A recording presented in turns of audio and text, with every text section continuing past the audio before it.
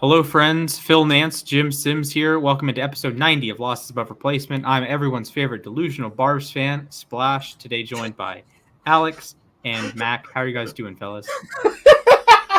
I love those days were great, dude. I love it. Yeah,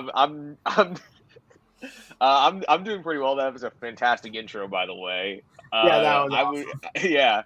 I'm finally adjusted to the time zone again, so that's good. My sister's coming to town on Wednesday, so yeah, doing all right. I spent all of Saturday helping my brother in New Jersey move things around, so that took a while and it took a lot of energy out of me. But we got it done, and it wasn't one of those things where by the end of the day we both hated each other, so that's good. So I'm doing all right. Yeah, I respect it. No, I'm doing good over here. Been an interesting weekend. Seattle finally won a series, so now I can, especially with Brian Woo's good out, I think I can now do Brian Woo! So, fun times, and I'm just excited that the team is playing at least somewhat okay now. Also, the fact of my hip is no longer near as broken, so I can actually do athletic activities again. I was supposed to go play baseball this weekend, but we had an absolute downpour here in Seattle, so there was no baseball to be played. That's unfortunate. I'm glad my Barbs won the series against Philadelphia and a series against Washington. Shocker, they can beat the Nationals. I'm in Maine right now, so if you notice the background, we are not in our usual recording spot. We have a nice view of nature to the outside, and my Wi-Fi is going to be crappy. So if I'm cutting in and out, please send your complaints to the Maine Department of Transportation. With that said, honestly, it was funny. As soon as you said that on our screens, you completely glitched out and froze. Transportation, by the way. That's what I was expecting. Yeah. Yep, Department of Transportation, boys and girls. Well, speaking of transportation, we have a bit of a service change taking place in Seattle. One manager, Scott Servais, bye-bye. One manager, Dan Wilson, in. Hello, welcome. You have a depressing baseball team. Alex, as the resident Mariners fan, I'll let you go last. Mac, what are your thoughts? Scott Servais out, Dan Wilson in. Yeah, I feel like this is a classic case of the manager getting scapegoated for his team's struggles. I'm not saying Scott Servais was a perfect manager, by the way. I thought he was a good manager, but every manager makes mistakes. Every time a team struggles, for some reason, the first person everyone piles on is the manager. Let's just put it this way. The Mariners have a chance to make history this year in the way that they have the lowest ERA and the lowest batting average. I don't ask me how it's possible. If the Mariners had an even league average offense, they would be the best team in baseball. So I appreciate that they're going for like a nostalgia pick sort of with their manager. I don't know. Dan Wilson has never managed before, but they won his first series, so that's a good start. And I know that he does have a working relationship with their players. So, they have Wilson. They have Edgar Martinez on his coaching staff too now. I think, if of the people they could have gone with who have never managed a game before, they went with the right guy. I think he has charisma, and he has a good connection to the franchise. So, obviously, I feel like Servais, it was not his fault necessarily that the team played so poorly, but I understand why they wanted to sort of change things up in the clubhouse. Yeah, I agree, and it's. He was pretty successful as the Seattle manager, won 51.5% of his games, had, of course, the playoff year in 2022, had another 90-win season, 89 wins, 88 wins, 86 wins his first season. So it's sort of a tough nut to crack with the offense, and part of that is connected to the pitching being so good that the ballpark itself plays a role in the pitching being awesome. Extra awesome, and the lineup being extra sad, but just all the strikeouts, Seattle does hit for power. People forget about that. They do hit for power. This isn't like totally empty stats, but just demonstratively low batting average, struggles from Julio and Jorge Polanco, and Kyle Raleigh is, he's the one guy on the team that hits consistently. And even he's like a 115 OPS plus kind of guy, not like a 150 guy. You have struggles like around the diamond. And other than Victor Robles, who came in like a whirlwind, but he's seems to be cooling off of late. Josh Rojas has cooled off of late. Ty France is not on the team anymore. Mitch Garver never really got going. Yeah, Mitch Garver was rough. Yeah. It's just a mess all around. And when you have this many years of sort of, I don't want to say mediocrity, it's better than mediocre, but not quite good enough to make the playoffs consistently, you get into this weird sort of like tide of, does he get fired? Do you keep it going the next year and try to win 54% of your games again? I don't know. So Seattle is trying to light a spark, catch Houston. I don't think the wild card race is very competitive for Seattle, at least.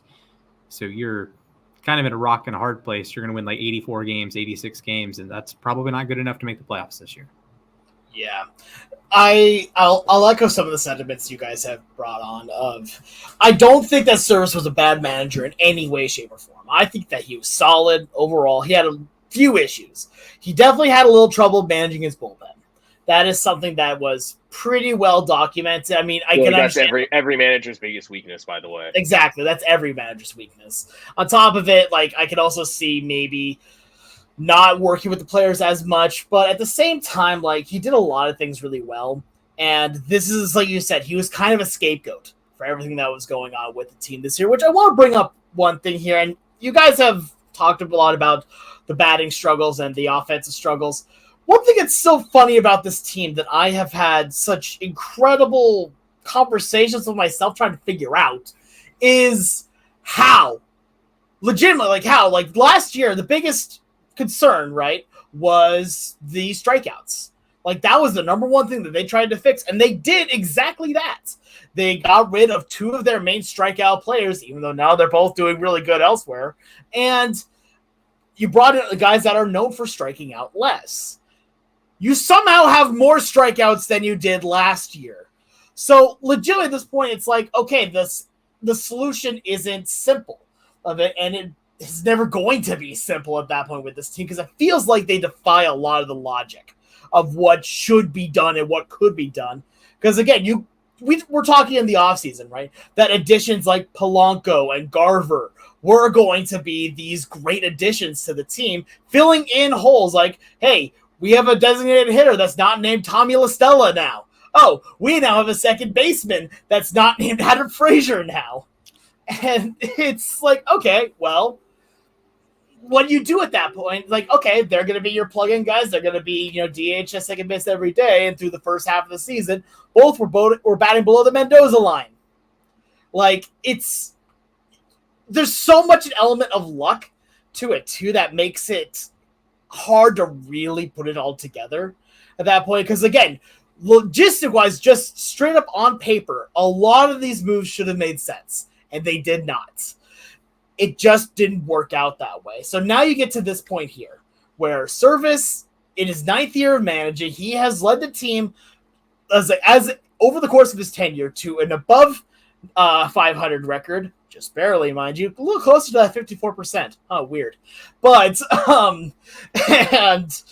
and also to its first playoff burst since 2001. So I don't have any other bad things to say about Servais. What I will say, though, now is on to Dan Wilson. I love Dan. Dan Wilson is legitimately one of my favorite players of all time, one of my favorite people of all time. He is a good person that works well with players, works well with management, works well with fans. And what people, I think, forget about him was what he was good at when he played. Let me ask you both this, just because I know you guys are good baseball historians, too. Without looking up any stats, do you guys know what he was good at doing? I would imagine like pitching staff, like controlling the pitching staff, that sort of deal. Yeah. Like the intangibles that you always hype up with Cal Raleigh. Mm-hmm. Yep. Is that the same what you're going to say, Mac? Yeah. I mean, and there's a reason why they hired another catcher to be the manager. Mm-hmm. And that's why so many managers are catchers. Yes. Exactly. But that's exactly it. Yeah, you're right on that. He was a quiet leader that was excellent at working with every single pitcher that he came in contact with. And much like one Mr. Cal Raleigh. Wonder why. But at the same time, like, I love the move in theory. I think that the move, like, if you were going to go with anybody, you have right now a fan base that is completely depressed and very angry. You have a team that is not playing up to snuff, and you can't do anything about ownership, so you go to management next. And by management, I mean the manager. And so that's what ended up happening here. And so it's like, okay, what can we do? We're already like a month away from the end of the season. We're not going to hire someone to be like our off the street right now to be the main guy. Who can we bring in for right now? And we can try to build around him a little bit. Dan Wilson. Dan Wilson has been with the team legitimately for the last decade within not just like, I'm talking about in the playing wise, I'm talking about in a managerial side. He has been working with them in the clubhouse, helping with training, even in the broadcast booth. He is still keeping very connected to the fans, so it makes sense. I also think that his calming presence can really help out this team as well. Like, I'm trying to remember the name of the manager for the A's back in 2003. He was Art Howe. Art Howe, yeah. Art Howe, yeah. Oh, yeah. Where his entire thing was a calming influence that gets the job done. That reminds me a lot of Wilson. He's a calming influence that is a leader to everyone and knows how to make it work and work with people. That's what Dan's going to do. And the first thing he did was he also brought in Edgar Martinez for hitting. Is it going to work like it did last time? I hope not, because I hope it's going to do better than it did last time. But now you're also working with a team that legitimately is a lot more talented back than that team. Regardless, though, I want nothing but the best for Dan. Legitimately, he deserves so much. And for Scott, I honestly feel bad. I do not think that these offensive struggles are his fault. I do not think that the entire idea of logic getting turned upside down is his fault. But a change probably did need to be made. And this team is not out of the playoff race yet. Are they getting close to it? Yeah. But they're still not out of it. And to be fair, over the last 3 games that they've had Dana for the manager, they've done pretty good. They've won 2 or 3 against, a decent team in the Giants. Not an amazing team, but a decent team. And now they're still going to have some more hard tests to do going forward. But the team is playing with a little bit more of a different energy now, I'll say. Like, they don't feel near as dead as they felt like a week ago, even. And I will say, obviously, it says something that they didn't want to conduct an external search, and they didn't just slap an interim tag on Dan Wilson. I mean, clearly they trust this guy to lead the team. That's why, I was amazed that when the report first came out that Servais was getting fired, they immediately had a replacement ready. Like, that doesn't happen normally. Or normally they just go with, like, the bench coach. For a lot of people thought Maniac was going to be named the interim, yeah. Yeah, and I remember Maniac has experience managing. He managed the Nats, he managed Cleveland. And I remember the Nats hired him away from the Mets to be their manager. And granted, he didn't have the best rosters when he managed, so it would have made sense. I know that the White Sox recently made him. Well, I don't know if any managerial change could save the White Sox, respectfully, but they went with Grady Sizemore, who, again, no managerial experience, but they also plan on hiring a full-time manager next year. So I appreciate the Mariners' dedication to just sticking with Dan Wilson going forward. Yeah, I think it's going to be a lot of fun to watch, especially like with Dan.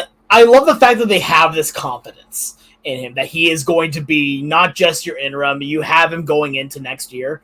And when you have a guy on a baseball mind like him just at your disposal, it makes sense it makes sense to use it. It makes sense to use it instead of just being, a standby legend, essentially.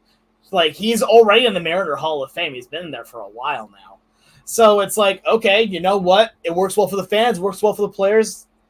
You got nothing to lose. But I will say there was definitely a little bit of a loss of respect on just outright firing Servais. I've read an article that they had decided to fire him like a week before they did, which I'm not going to say is bad. What I'm going to say is like, okay, cool. Now they have time to look for someone to make it work. My biggest problem was that Servais found out over social media. That's the worst way. That was the worst part of it. And like, I understand, the press has got to do their job too, but come on. You got to give a little bit of flack to Dipoto and ownership for somehow letting this leak before it actually happened. Like, the Servais found out just like the rest of us. We woke up and we saw the news. And then he calls Dipoto and he's like, wait, we're having a meeting today, aren't we? He goes, yeah, you saw social media? He goes, yeah. Like, ugh. Yeah. Yeah, well, one thing I do not have any confidence in, unlike the Mariners, is this American League most valuable player race. Aaron Judge versus Bobby Witt Jr., folks. Aaron Judge has already hit 50 home runs. We're not in September yet. And Bobby Witt's over here on pace for one of the greatest, if not the single greatest shortstop season in MLB history. So, fellas, I'll start with you, Alex. Your American League MVP pick. Who is number one on your ballot? It's tough. I'm going to be real honest with you. It's real tough. But I have to go with Aaron Judge. Like, I really want to go with Bobby Witt because I like that he's playing shortstop, a much more needed position than outfield. But look at what Judge has done on the season. I made the comparison a little bit ago that he is a video game player brought into the real world with everything that's about him. These numbers are video game numbers, right? He has an OPS just on this season of over 1,200. An OPS over 1,200, an OPS plus of 230, meaning that he is playing worth more than two other average players combined. Right, a 9.4 wins above replacement total, and over 50 home runs right now.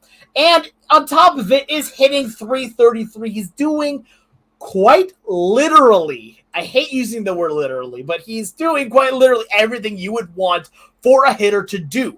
He's got the speed, he's got the power, he's got the contact, and he's a pretty darn good fielder too.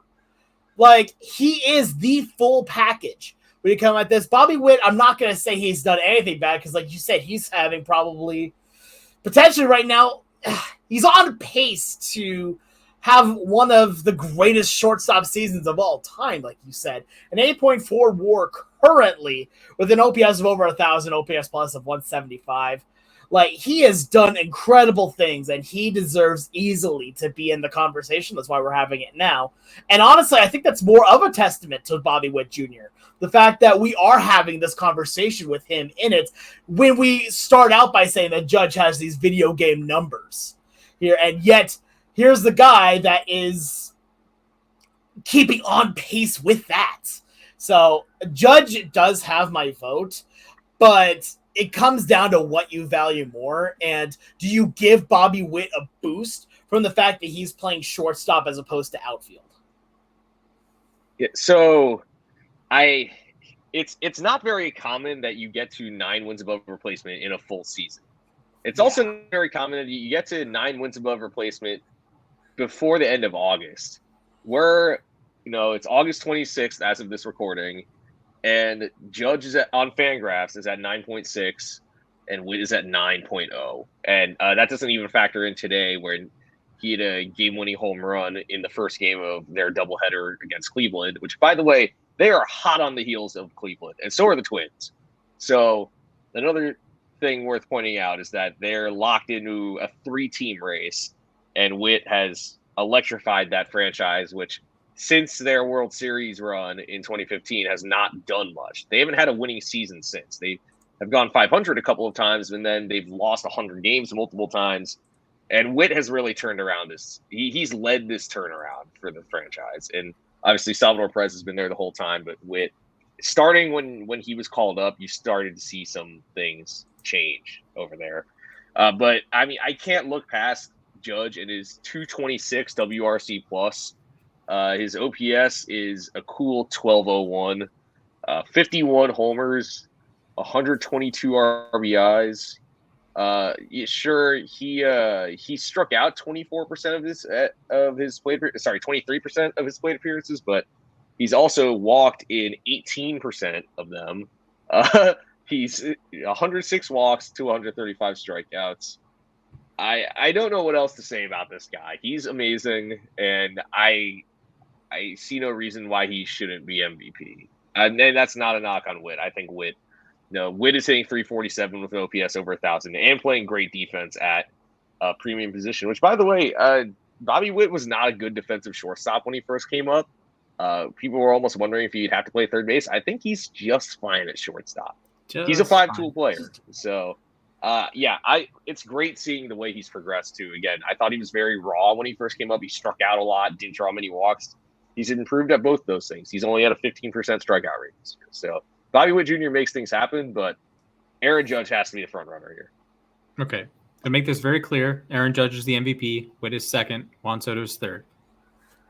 Remember a couple weeks ago when I said that if you wanted to break down Judge's peak, you could say he's the best hitter since Rogers Hornsby as a righty?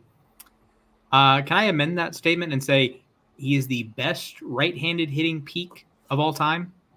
Because that's what the numbers say. That's what its 230 OPS plus says.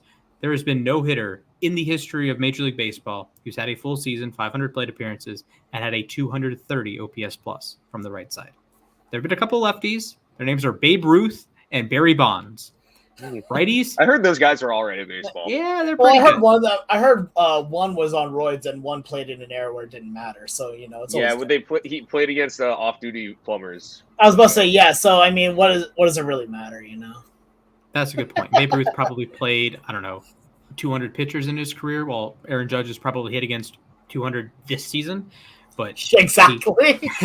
a 230 OPS plus. For those at home counting, that is 130% better than the league average hitter. It's all right, yeah. Consider for a moment, when he was having his down April, that was still technically above average considering the run environment. He's slugging 736. There are good MLB hitters this season who have an OPS of 736, and they're okay with that. What's Luis Ariza's OPS right now? It's right around that, I'm pretty sure. Yeah, right around 736. It was 709 entering the series this weekend. So. Yeah, so just think about that for a moment. Luis Ariza is considered to be a good hitter. Aaron Judge has a slugging percentage that is better than or equal to Luis Ariza's OPS. Different hitters, I'm aware, but Aaron Judge is hitting 333. He's getting on base 46.5% of the time, which I couldn't even do in MLB Power Pros, frankly, because you can't draw walks in that game. He's drawn 106 walks. He has 30 doubles, which, by the way, is a career high. So he's not just a home run merchant. He is an everything merchant. And that's what makes Aaron Judge so special. Yeah. He's already scored 104 runs, his third time over 100. He's already driven in 122 runs. He's 6 for 6 in steals, by the way. So if you want to play up the base running angle, he's 6 for 6 in steals. He plays a solid enough center field. He's not great. He'd be better in right field, but that's okay. He plays center field for the New York Yankees, continuing the legacy started by Ruth, continuing through to the DiMaggios and the Mantles and the Bernie Williams and the Curtis Grandersons. Yeah, he's in that group.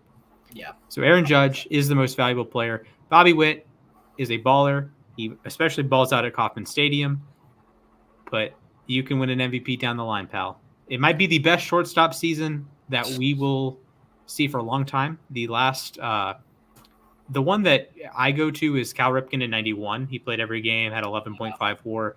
Another personal favorite, Archie Vaughn in 1935. He had 9.8 WAR, had a 490 on base percentage. I don't think Bobby Witt's doing that anytime soon, but regardless, a historic season from Bobby Witt, an all-timer from an age 24 shortstop. But Aaron Judge might be the best right-handed hitter in the history of baseball. It's like, that's the thing that's so weird to say is that I think you're right. Like as much as like not career. I'm not saying he's better than Albert Pujols. I'm not saying he's better than Hank Aaron. But I'm saying he peaked higher than Pujols and he peaked a lot higher than Henry Aaron. Yeah. Like the guys that I always think of when I think of like right-handed amazing hitters are, you go say guys like Hank Aaron, and the one that recently like really pops in my mind more is Willie Mays. And it's like the fact that right now Aaron Judge is peaking at a level that is higher than those guys. We talk a lot about guys that have generational talents, right? We talk about the guys that are truly redefining the game. Aaron Judge is doing exactly that. He is redefining the game by being as good as he is. Like, and that's what's so funny right now. And that's why, like, I'm still a little sad that Ohtani is not in the American League right now, purely because I want to, like, the debate between those two is legendary, like about who is the better player, who is the better baseball player.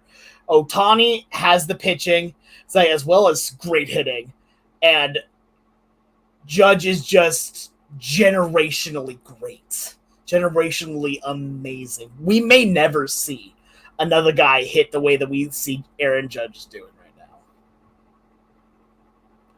Yeah, he's not one dimensional like you were saying, Splash. I mean, yes, he's hit 51 homers, but he's also hitting 333, and there's a non-zero chance he could still win the Triple Crown. Yeah.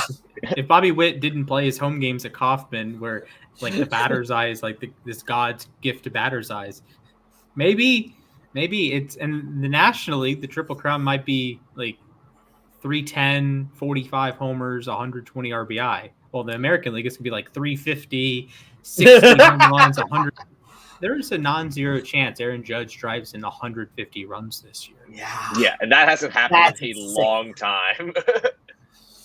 Matt Olson had a ridiculous RBI season last year, and he was at 133. 136, right? Yeah, we called that insane. Yeah, 136. I'm trying to. I don't even remember who the last 150 RBI season was. I think he was.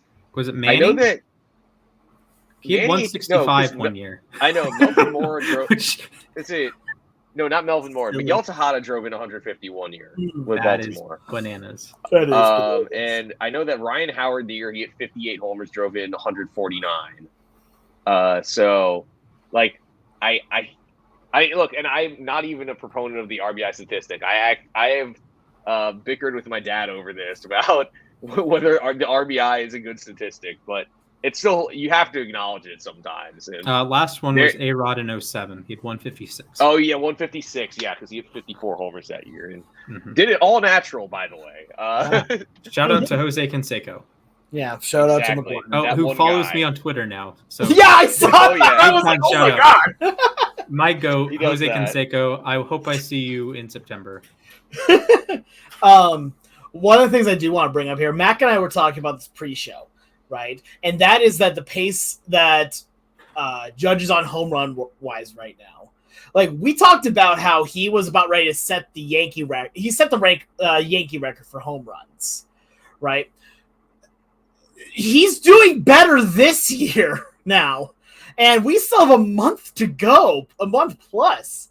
So do we see him shatter his own record? And then at that point, do you think it's a possibility that, maybe gets closer to the single season overall home run record? Like, I know that's a bit more of a pipe dream, but right now we're looking at the guy that is the best right-handed hitter, like at peak wise, potentially of all time.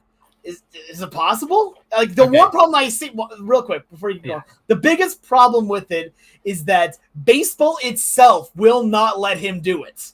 We saw what happened last year when he was going for the Yankee record here, where ESPN and MLB would switch every broadcast to his at-bats here, which was so stupid. But the pitchers just started walking him, like saying, nope, I'm not going to be part of this. Nope, I'm not going to be part of this. They refused to pitch to him. So that's the only reason why it wouldn't happen. But if pitchers decided to pitch to him, it's possible. Yeah, I was going to say he's not going to break Barry's 73 home runs in a season record because pitchers have egos. And pitchers have easily bruised egos. So I don't think he's going to get enough pitches to hit, sadly, to hit 22 home runs or 23 home runs to break the record in the next month and a week. So I'd love to see that. That would be like absolute cinema. Imagine the OPS, unless he pulls an Ohtani.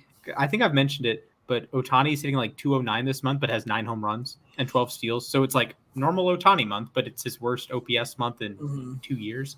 So if he does that, then I suppose the numbers won't be ridiculous. But if he has like a normal Judge, like if he hits like 320, has like a 470 on base and hits 22 home runs, and it's like a 1,000 slug or something like that, that would be something for the ages. Yeah, that it would be. Like, at that point, like, do you just crown Judge as the greatest hitter at that point? Like, I think at that point, like, the fact is you could have that conversation, I think. If he does set the home run record, like... He's within, like, sniffing distance of the greatest single season offensive season. Yeah, he's within sniffing distance. I don't know if he gets there. Like that's a lot. Like it's still like a good 30-point jump to where Barry was in the early 2000s and even a couple of Ruth seasons. But like though to be fair, like Barry did it. He didn't do it, in the full season. He had a little help. Okay. But, I mean, shout out to Jose Canseco. Okay. Listen, I got into a Twitter discussion with one Wes Clemens. Good follow on Twitter, by the way. Bear down, go Cats. I want to see Barry Lamar Bonds play modern baseball. I just need that so bad. Dude, I need he would him. be insane. Yeah. I don't care what he gets pumped with. Just put him back. I want him to face Aroldis Chapman. I want him to face Josh Hader. I want him to face Charlie Morton. Actually, I don't, unless Morton gets traded. I want him to go into Seattle and show those bozos how to hit baseballs. I want Barry Bonds back playing. I want him stealing bases. Imagine Barry Bonds with the bigger bases and the better defensive positioning in the outfield. He was already perhaps the greatest player of all time, if not one of the greatest, if not the single greatest player of all time. And imagine him today. Thank you for again one more little Mariner shot there. I appreciate that. Look, also steroids or not, he did have over 600 on base percentage in 2004. So, and it would have only been 1 point lower if he played without a bat. Just remember, the only way how Barry Bonds could actually show more Atlanta Braves how to do what he did is he'd have to visit a hospital. So it's fine. I do know that he did not hit a grand slam into McCovey Cove, but Michael Harris did. Michael Harris is better. 2024. Let's go. I mean, I guess solves it. Yeah, we've solved baseball. Guys, let us know what you think here on Twitter. Is Michael Harris better than Barry Bonds? Splash says so. Yeah. I don't know if there's anything that Michael Harris does that would be better than. He has a better arm. He has a much better arm than Barry. Yeah, Barry. Word to Sid Bream, by the way. I mean, speed. I feel like Barry wasn't like he had speed, but not like. I mean, Michael Barry Harris. was a 40 guy at one point, and still over 500 bases. Fair enough. Yeah, fair enough. He's a 4-tool player. He has a bit of a noodle of an arm. Can't say he's. I mean, eight Gold Gloves, if that means anything. Yes, but that's fielding ability, not arm strength. Michael Harris. Yeah, and also he played left field. Yeah, his arm was just always sore for one reason. He always had cuts in there for some reason. I'm not sure why. Okay. I heard he was just really working out, Yeah, no, he's just having a lot of balanced breakfast, and it would, accidentally hit the stove or something. Okay, we're gonna relax on the Barry slander. We're going to play a new segment called "Start Bench Cut" with the NL MVP candidates. Oh, great! Yes. Okay. We have 4 candidates. That was a really good segue there. I enjoyed that. We have 4 candidates. I sadly was vetoed, and we are not mentioning Marcell Ozuna, so obligatory Marcell Ozuna mention. But we have 4 candidates. I would like you to rank them. We have Shohei Ohtani, Ketel Marte, Francisco Lindor, Ellie De La Cruz. Please rank them. So, wait. There's 4 for start bench cut. Double cut. Okay. Scissors have 2 shears. They do, in fact, have 2 shears, but they need both of them to cut one thing anyway. Yes. Anyway. I do not care about your logic here today. I mean, the problem is that's fine. It doesn't really matter, considering the fact that my logic is apparently very wrong because I thought the Mariners were doing right things in the offseason. So, that's fine. Anyway, regardless. I'll go first on this one. My start is Ohtani. Like, I wanted to say Lindor. I really wanted to say Lindor because the defense as well as good hitting. But then I look more at Ohtani's hitting stats, and the fact that he has a WAR 6.6 this season and 175 OPS as a designated hitter. As a designated hitter is honestly incredible. Batting just shy of 300 as a power guy. He's going to be the MVP. Like, I think he deserves to be the MVP at that point. He has an on-base percentage right now of 378, slugging 615, and an OPS just shy of 1,000. I mean, the dude is doing incredible things. Also, by the way, when was the last time you saw a designated hitter steal 40 bases? Never. He broke his own record, by the way. Exactly. So that's what I'm saying, is that he's the only reason why we're having this discussion is because he's not pitching. Like, that's what I'm going to say. If he had these stats, you would not have near as much stolen bases. I'll give you that. But if you had these hitting stats and he's pitching, this is not a conversation. He is the front runner, and then we're talking about, again, who is the true MVP between Ohtani and Judge. Again, like we have for the past 3 years. But regardless, so I'm starting Ohtani. I am benching Lindor. Lindor's had himself an incredible season, and I really wanted to put him as the MVP, which that just means that by default here, Ellie and Ketel are cut. Though I'm going to be honest here. I think that Ellie De La Cruz has the ability to become basically the next, I'm not going to say Aaron Judge, but I am going to say he's going to be the next biggest superstar. Watching the way how he plays the game, he has incredible hitting talent, incredible stolen base talent. The dude's got legs here. He just needs to iron out a few more parts of his game. Give him another 2 or 3 years. He is going to be a superstar. Yeah. So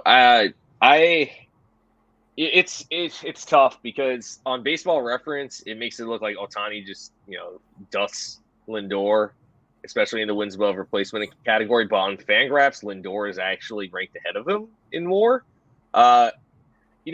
Here's what I'm going to say in defense of Lindor, which is that he plays strong defense. He has 27 homers and 25 steals too.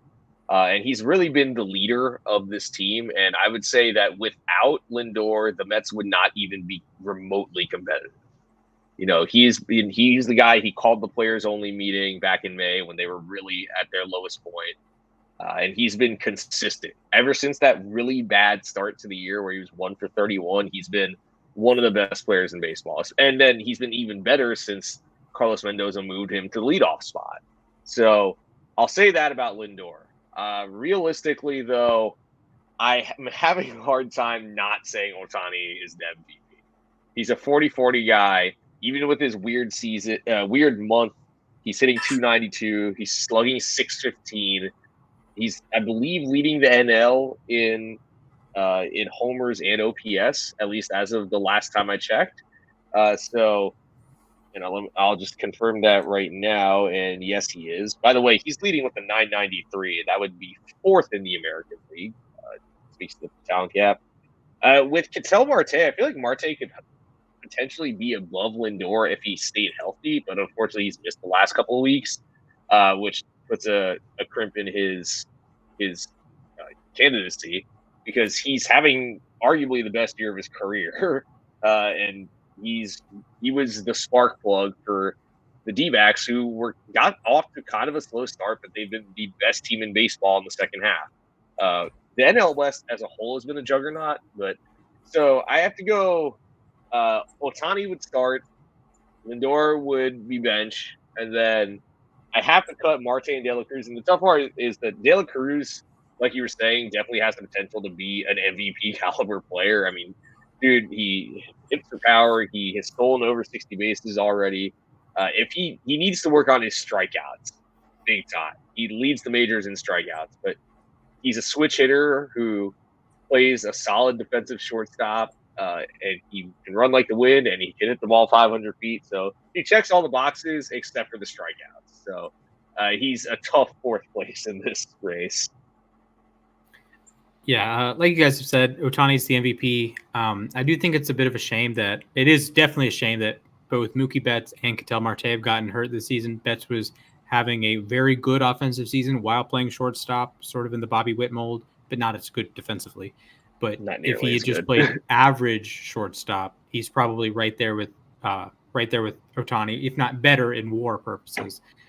And then Marte getting hurt, that was a real bummer because you look at Ellie's stats, you look at Lindor's stats offensively, and it's just not the same as Ohtani, of course, and it's not even the same as Marte. And there's like a gap. And Marte's been an elite defensive player at second base, and has been a very good hitter, like a top 5 hitter in the National League. And I have an easier time making the argument that can chase down Ohtani with that ancillary value with the defense, right? If considering Ohtani is a DH. But with Lindor and Ellie, they have to make up even more ground because they aren't even as good of a hitter as Marte is. Marte's been in the 140s, 150s OPS plus wise, Ellie and Lindor in 120s, low 130s at times, and Ohtani's in the 170s. So if that gap was smaller, if Lindor was at a 140 or 150, I might vote for Lindor. Or if Ellie was in that 150 range or 140 range with all the stolen bases, I might vote for him. But I have Ohtani 1. He would be my start. I'm actually benching Ketel Marte, at least until he loses some more games here because he is hurt. Lindor 3. Marcell Ozuna 4.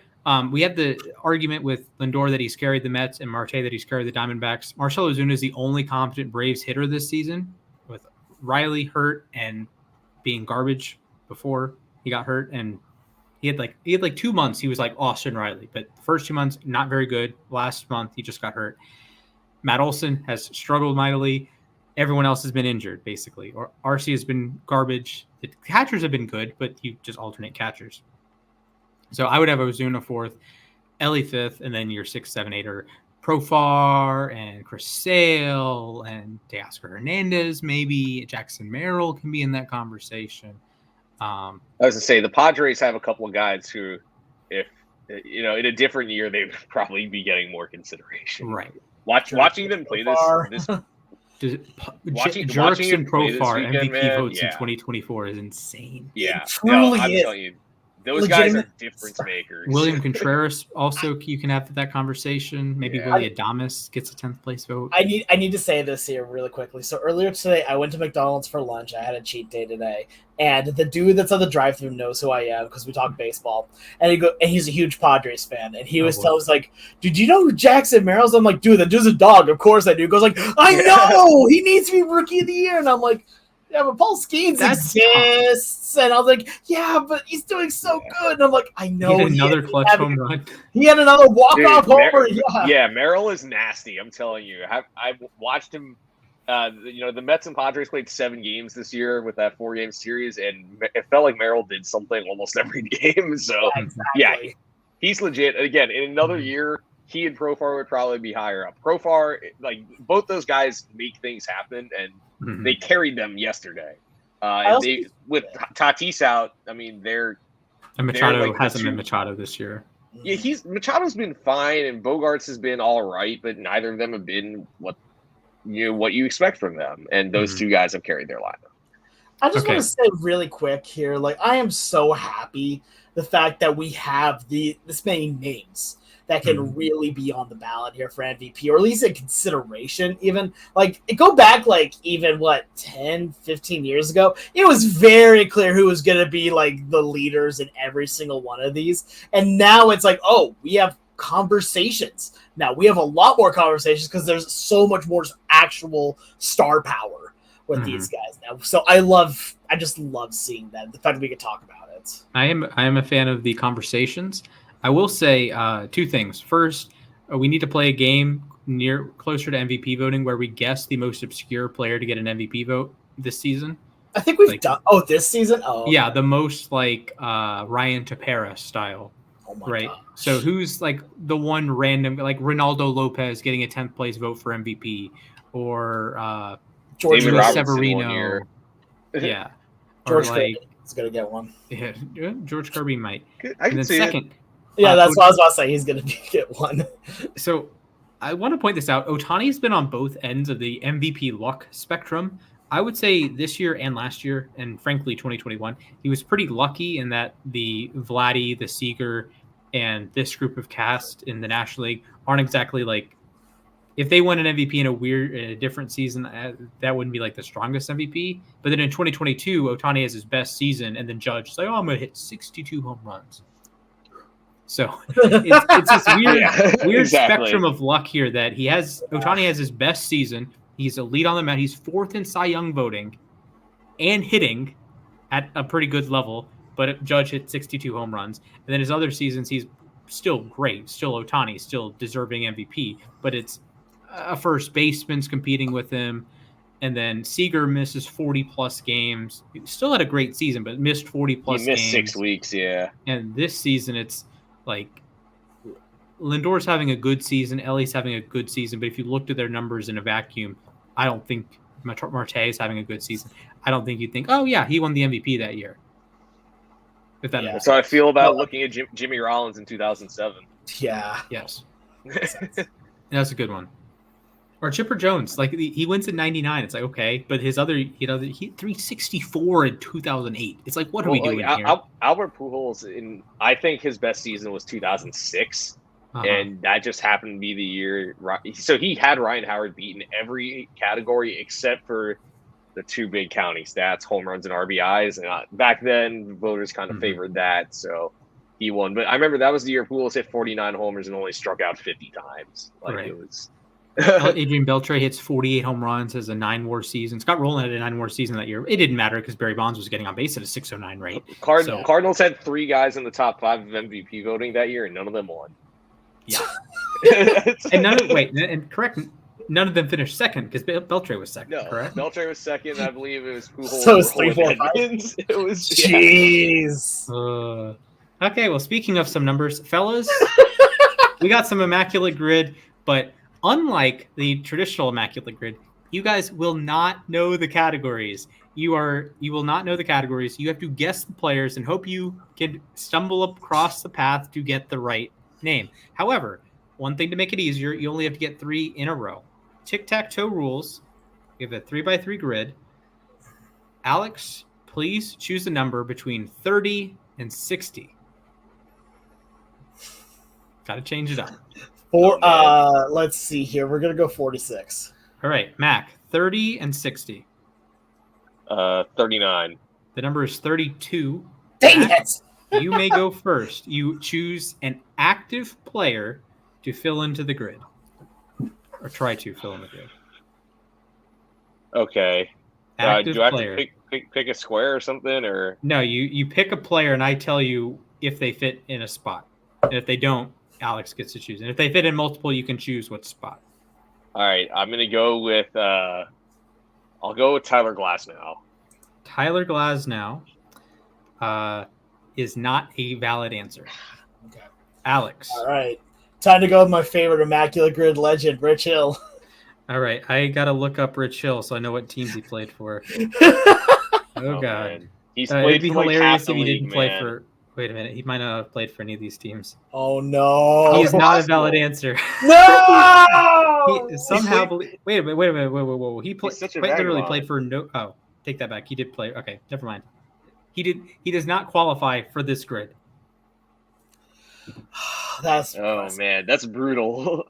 Yeah. Okay. Good job, Alex. I'll go with another sort of vagabond type player. I'll go with Charlie Morton. Charlie Morton is not a valid answer. Man, is Eduardo Escobar still playing? He's not on the roster this year. He's not bold text on Baseball Reference. So please choose a different player. Okay, let's see here. I'm gonna go with. I was just talking about him earlier. Let's go Adam Frazier. Also, while we're on the subject, shout out to Joey Votto. Great career, pal. Yeah, 100%. Yep. Yeah. I will say, he put out a tweet that broke my heart earlier. He was the day that he retired. He got in a cab to go somewhere. I think it was to go to the ballpark, and they asked him, "Hey, are you a player?" And he goes, "No." That was that one made me tear. Also, you guys saw Johnny Cueto got a standing ovation from the Royals. Yeah, I did. That was awesome. I got chills from. I didn't even get the audio. I'm like, I didn't even know he was active. Yeah, he's on the Angels. Yeah. All right, Mac, your selection, sir. Wait, you didn't tell me if mine made it or not. What was your player? Oh, Adam Frazier is not on the board. Okay, Mac. Okay. Again, trying to think of some vagabonds. I'm going to go with Mark Canha. He's kind of bounced around a few teams now. Mark Cannacorn is not a valid answer. Man, we are struggling. All it takes is one. Then you have something to jump off of. I mean, not really, because at that point we're just like, I wonder how it's going to work for me. Yeah, I wonder how this guy's connected. All right. Yeah. Alex. I'm trying to think of other guys I know that have just bounced around at least in decent bits. Let's see. Let us see. Okay, instead of picking one, if you're in multiple spots, I'll just give you the multiple spots. Ooh, that's tough. I like that. Okay. Yeah. Okay, that's fine. Yeah. I'm gonna go with Abraham Toro. Abradolf Toro is unfortunately, is not a valid answer. Ah, you baited me. You baited me. His own baseball reference page baited me. So, Mac, back to you, pal. Okay, I'll go with Jorge Soler. Jorge Soler is not a valid answer. Man, what in the world? We are These struggling, Mac. Yeah. Okay. We are struggling. All right, Alex, I'll give you one more guess, and I will give a hint, I guess. Okay, sounds good. Let's go with.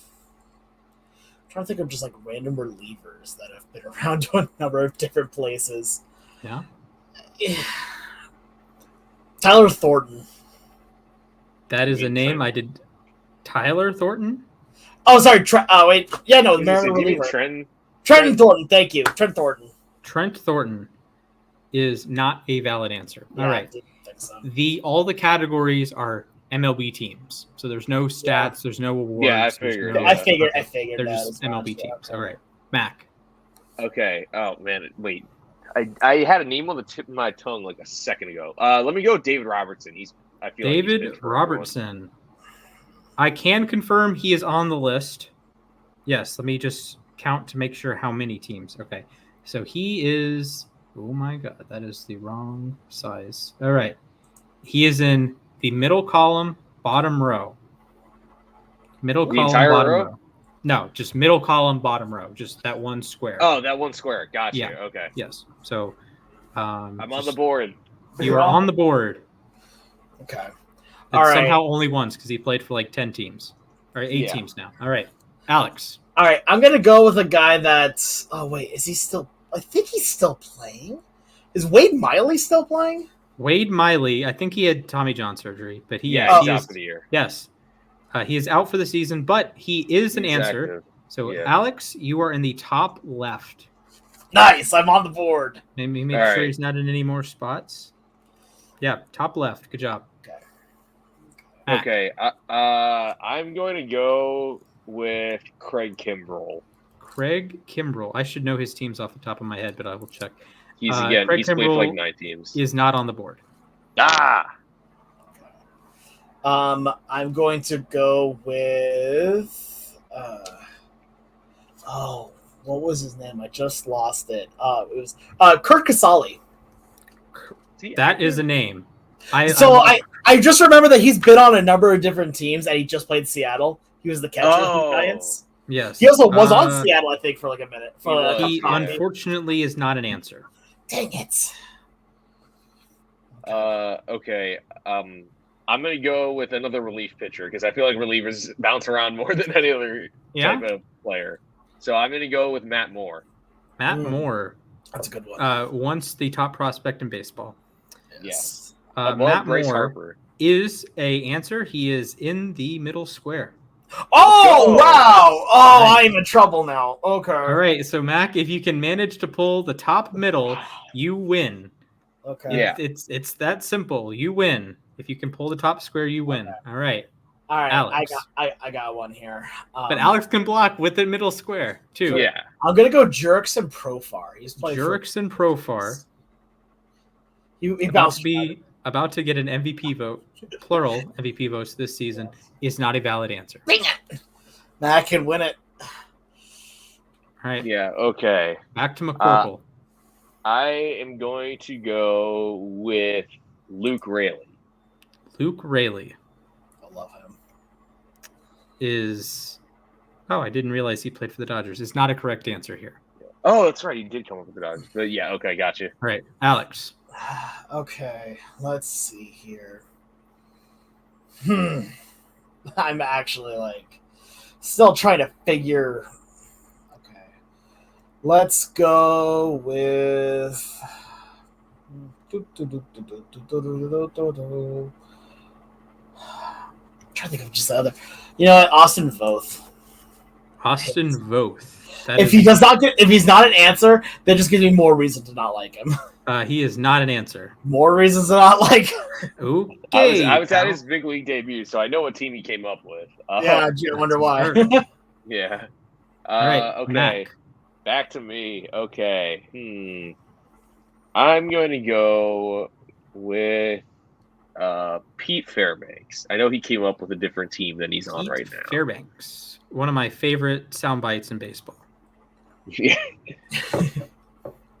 He is not a valid answer. Yeah. All right, Alex.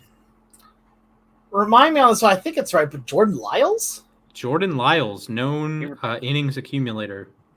Yeah.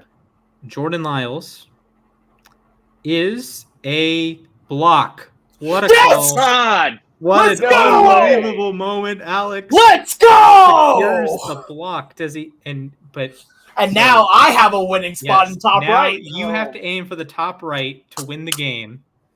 Oh Mac my needs God. a block. Uh, Unbelievable pull, Jordan Lyles. What? Right. Okay. Mac. I did not realize he was on the Dodgers now. Okay. Wait, shoot, is he? What? Yeah, he's in the minors for the Dodgers. Oh, wow. All I right, know he got Mac. cut. It is back to you. I know what I want my next pick to be. I know what I want my next pick to be. Brooks Raley. I don't know, man. Okay, Brooks Raley. He is not a valid answer. All right, Alex, for the win. I guess technically anything can be for the win because you could get multiple, but for the win. This is accurate. Oh, I just lost the name I was gonna say. Oh, there it was. I don't. Hopefully, Baseball Reference still has him, although now he's in Japan. I'll go with Dallas Keuchel. Dallas Keuchel did pitch this season, so he's a valid. He's a valid enough. He is not. Whoa! He no longer has a spot available. He was good in the top middle. So I double blocked Matt then. Cool. Yes. Yeah, he was good at the top middle. Okay. All right. Can you remind me really quick, if you don't mind, what answer did I give that gave me top left? Wade Miley. It was Wade Miley. Okay. Yes. Okay. God. Okay. I'll go with. I'm just trying to think of journeyman players at this point. Okay, I've got my next one then. I am going to verify that there isn't a player that fits this criteria. I'm going to go with Travis d'Arnaud. Travis d'Arnaud. Since he's been around the block. The GOAT. He should play third base for the Atlanta Braves. The Travis d'Arnaud, unfortunately, is not a correct answer. Ah. All right. And yes, there is a valid answer for the top Is there right. only one? No, there's a couple. Okay. A couple notable players. Okay. Tyler Anderson, the pitcher. Tyler Anderson, the lefty, the All-Star. Mm-hmm. Two-time All-Star. Yes, two-time All-Star. Is unfortunately not a valid answer. Okay. I'm going to go with Garrett Cole. Garrett Cole is not a valid answer. Ah. I would like to go with. Oh, you already said David Robertson, didn't you? That's yes. not you're looking for. Yeah, they gave Mac bottom middle. Gotcha. Okay. Trying to think of other pitchers that have just been around a bunch of places, or utility guys that are still around at least. Justin Turner. Justin Turner Oh, God. is not a valid answer. No. I thought We're for gonna sure need- that was going to... That's tough, though. I thought He's for better sure than that me. was going to So, put me away. ask me at the end, and I'll circle back and tell you why it's tough in particular. But I see. go ahead, Okay. Mac.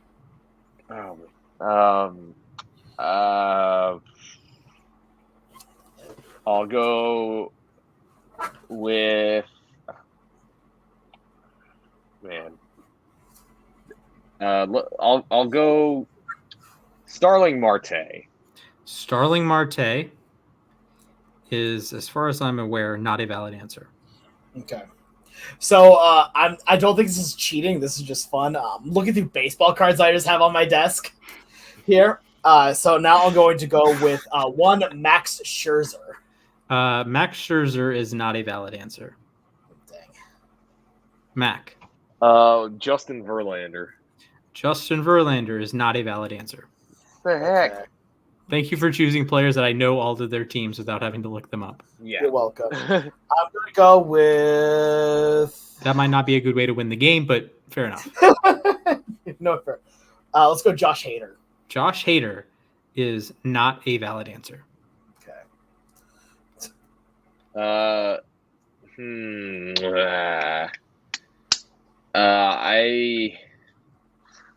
I'll go with Juan Soto. Juan Soto is not a valid answer. Okay. Lourdes Gurriel Jr. Lourdes Gurriel Jr. He's been on a few different teams. is not a valid answer. I'll go with Teoscar Hernandez. Teoscar Hernandez is not a valid answer. Hold on, let me grab more baseball cards. And of course, you're tied, so we can't even like. One of you has to get a next one. Yeah. So. Let's see here. Let's go with.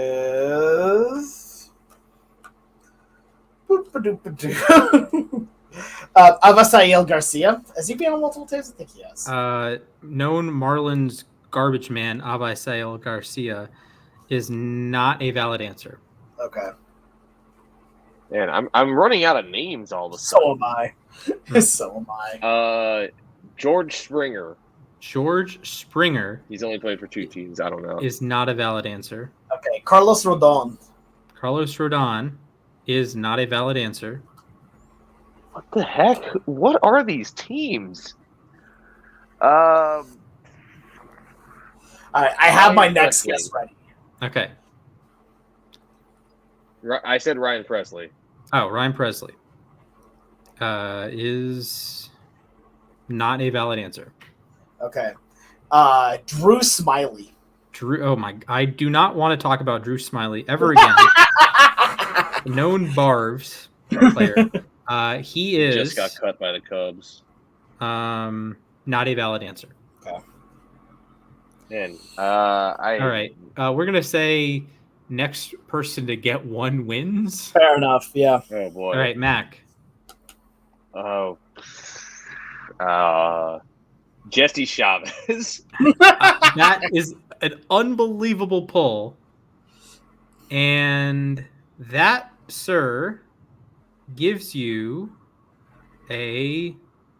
Well, that would not win the game under regular rules, but he does fit in the right middle column, or right center, or like right. Let's go.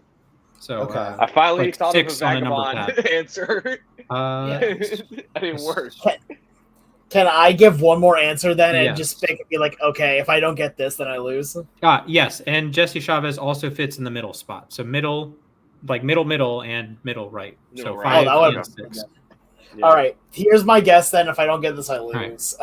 Joe Kelly, Joe Kelly, the flamethrower, the legend, the glasses legend. is unfortunately not a valid answer. Dang it. All right, I win. Alex, I want to make you very sad for a moment. Please do. Who's your favorite fun player in baseball? Cal Raleigh. Okay, not as good player. Labs legend Dan Vogelbach? Oh, Bogey! would have been a correct answer. Okay, so here are the categories. Top from left Yeah. to right. Reds, Rangers, Blue Jays. And then going down, Brewers, Angels, Yankees. I knew it was Brewers. I knew that top row was Brewers. So if you had just said Vogelbach or if you had just said Rowdy Tellez, you would have won. You know, I was trying to think of what mutual teams Moore and Robertson had, and for some reason, the only team I could think of was the Rays. And then I completely forgot Moore was on the Rangers. Yes. So, Unfortunate. I And would have. what iced player did I that. need you to remind me? Justin Turner. Justin Turner. Justin Turner. Angels, not the Dodgers, and Yankees, not the Mets. You hate to see it. So That's brutal. he did play for the Blue Jays, so that would have been a double. So good job, Mac. Yeah, You win thank you. 3-2. I think that was a well played match. Maybe we can run that back another time. I'd love to. Yeah, I'd love to. I'll grab more baseball cards. Yeah. All right, good job, friends. It is now time for everyone's favorite segment, besides me, because I like trivia. But a moment to ourselves. Who would like to go first? If their name rhymes. Okay, Alex, sure, go ahead. Does my name rhyme with anything? I was going to say if your name rhymes with dash, you can go first. But Alex, you are welcome to go first. All right, sounds good. Let's do this. Oh, that's the wrong. Count me down. Someone count me down. 3, 2, 1. All right, so Mac was kind enough to get me the latest Power Pros game from Japan, the 30th anniversary one, and I know it's all in Japanese. I understand all that. I'm trying to play it right now with using Google Translate on my phone, but I need to just be very clear on one thing. The intro is beautiful. If you just want to go and honestly shed a little bit of a tear after seeing something beautiful, go watch that intro. It is absolutely fantastic. It talks about how the series has been around for 30 years. That's right. I am as old as MLB or as Power Pros baseball is at this point. And also the fact that it has so many Japanese legends in it, and also notable Mariner legends in it too, such as Ichiro is in the game. Hisashi Iwakuma is in the game. And one notable Kenji Jojima. But I have one plea I need to bring on this. The highlight legend athlete of the game is Shohei Ohtani. For the love of everything, bring it back to the USA. Please, I don't even care if it's not MLB. Of course, I would love it to be MLB Power Pros, but I just want this style of game back. It is so much fun. It's something that we just don't have here in America. And when we finally got the $1 version here, right, the one that was just exhibition and online play, I still love it. I still love playing it. It is a good time. But I want so desperately to play, the success modes, the franchise modes, there's one that they have where you basically, it's like college. It's like Dynasty from CFB, but in high school. And it is incredible. I've seen it played. It is fun, and I want to play it in English without having to use my phone constantly pointed at the screen like this, just so I can try to read some of the text. Please, Ohtani, I know you're not going to be listening to this as much as I love it. Would love it if you were.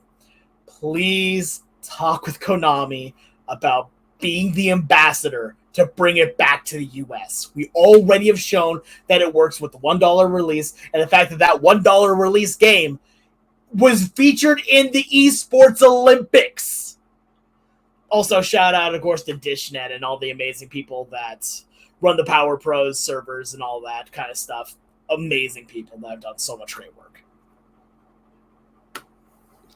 Okay, can we point out, if you're Ohtani or you're an MLB player, do you listen to podcasts?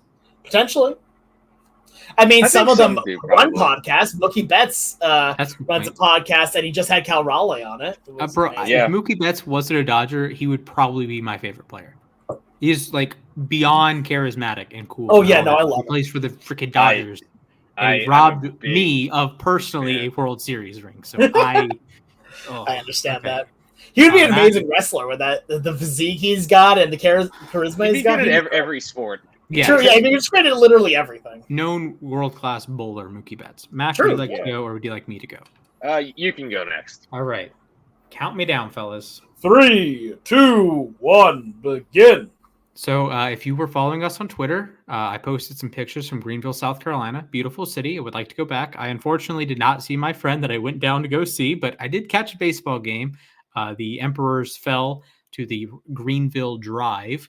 So I am looking forward to going back next year. There's going to be a team in Spartanburg, the Texas High A affiliate, going to be known as the Hub City Spartanburgers. So maybe I can take the train out of Spartanburg, catch a game there, and then go down to Greenville another time. But it was really nice to go to a ballpark and not care about exit velocity or not care about war or not care about how much these guys get paid. It was just it was kind of nice to just watch baseball and watch guys I don't have a vested interest in, right? I'm not like screaming on every pitch. Oh, how do you take that? How are you swinging at that? Like I do it when the Braves play, but it's just like, it was just nice to like unwind. I had a nice macaroni and cheese hot dog, had a water, got a pimento cheeseburger. It's just a nice day at the ballpark. Highly recommend Floor Field in Greenville, South Carolina, home of the Greenville Drive, the Boston affiliate, the high A level. Ironically enough, we were in Portland the other day, Portland, Maine, that is, where the Sea Dogs, Boston's AA affiliate, are. Unfortunately, they're out of town this week, so can't go see them. But minor league baseball, fun time. Minor league baseball is so fun, man. Yeah. It's like might be the best fan experience in sports, in my opinion. It's just a great time. I don't know if I fully agree with that. I akin it more to like, going to like high school football, right? Where it's very community aspected. Mm-hmm. Like you're not going to see a whole ton of people from out of town. You'll see a few here and there, but it's really like built by the people around it. Yeah. But yeah, Splash. Sorry, Mac, you ready to go? Yeah, sure. All right. Go ahead. I'll count you down. 3, 2, 1, begin. So last week we talked about maybe backyard baseball's coming back. This past week, I don't know, maybe a couple days after it may have been the day after we recorded, we got confirmation that backyard baseball and the backyard sports franchise is coming back. I don't care if this is a reboot. I don't care if this is them putting out new games with new players and all that. It's just amazing that my childhood is coming back. Backyard baseball is part of the reason, like I said last week, part of the reason why I got into baseball. Pablo Sanchez is the greatest athlete ever, real or fake. Let's just put it that way. But it's I'm super excited. I'm curious to see what exactly they do with it. I heard there's potentially going to be like TV series and stuff involved with it. So I'm glad to see that A, they're back to it, and B, they're going to kind of expand it. So I'm looking forward to whenever this drops.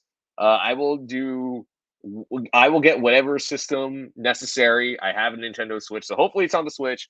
I will get a Switch. I will get a PlayStation. I will get whatever system or software I need to be able to play backyard sports again. So shout out to Playground Productions for listening to us and finally bringing this franchise back after a near decade hiatus. Heck yeah. Amen to that. One thing I need to say, I just learned about this looking at on Twitter. Apparently, the Mariners on Wednesday are going to have a Julio Rodriguez Ninja Naruto style headband. Oh, you saw that, yeah. As a giveaway. I may need to be going to the game on Wednesday. Yeah, I think that's one you go to. I think this is one that like the need tag is being applied to. Yeah. That's so funny. It looks sick. Yeah, it does not look bad at all. Like, I mean, don't get me wrong. Is it perfect? No, but it's a Naruto headband with a Mariner logo on it. I love that. I mean, oh my gosh, teams have been really stepping up with their giveaways this year. Yeah. Do you guys see the Spencer Strider vinyl giveaway? I saw that. Yeah, it's crazy. As much as I love the Braves, I love the behind the Braves folks too. It's like everything slaps. It's the social media account's great. They had Brandon Godden and CJ Nikowski at a Waffle House predicting what the guys of the team would order. It was like, oh, Spencer Strider, he's vegan, so he'd probably get toast and hash browns and just be on the. He's vegan? I didn't know that. Yeah, he's vegan. Oh wow. Yeah, well, given he's the most. We'll leave it at that. Anyways, what are your Waffle House orders, fellas? I like to get All-Star, man. I don't have Waffle Houses here in Washington. Good point. Though to be fair, the last time I did go to one, it was waffles, hash browns, and bacon. Okay, I got a grits bowl. With orange juicy drink or a tea. I got a nice coffee.